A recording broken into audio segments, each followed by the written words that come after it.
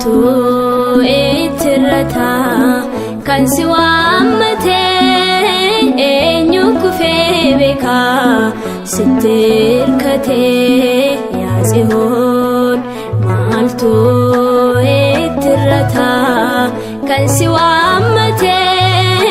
eenyu kufee beeka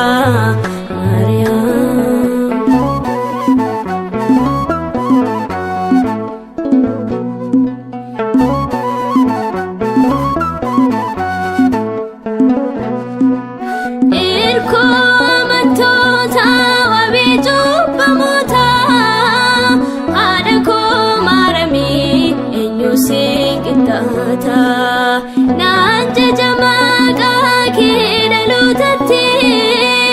jabeessi na dhaabe dhalumaatti maaltu ittirata kan si waammate eenyu kufee beeka sitti hirkate yaa Tsiyoon maaltu ittirata kan si waammate eenyu kufee beeka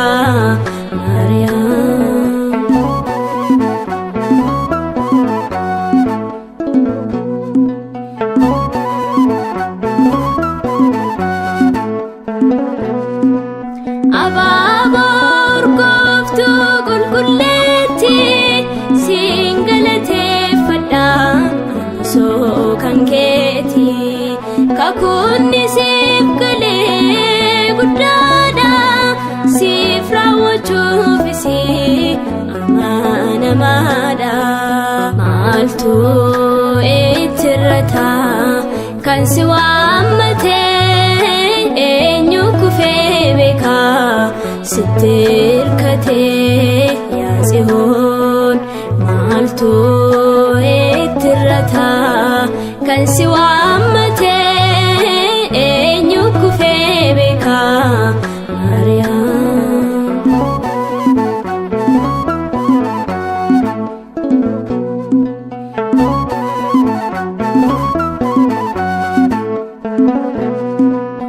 kadhaa keetiin irruu namaa guutaa balaa ishee binii irraa oolchiteetta egaa kan si waammate ruusaan guutaa kan si kadhate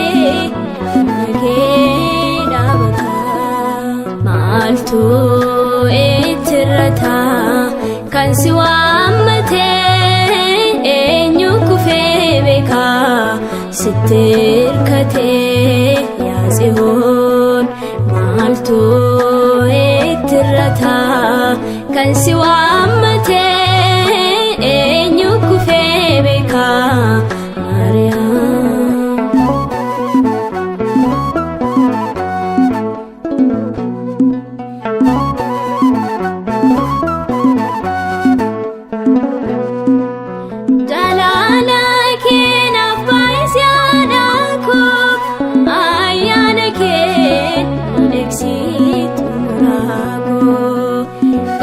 Sakee jalaa tamannaan argatu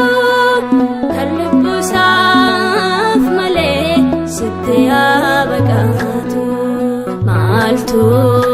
ittirata kan si waammate eenyu kufee beeka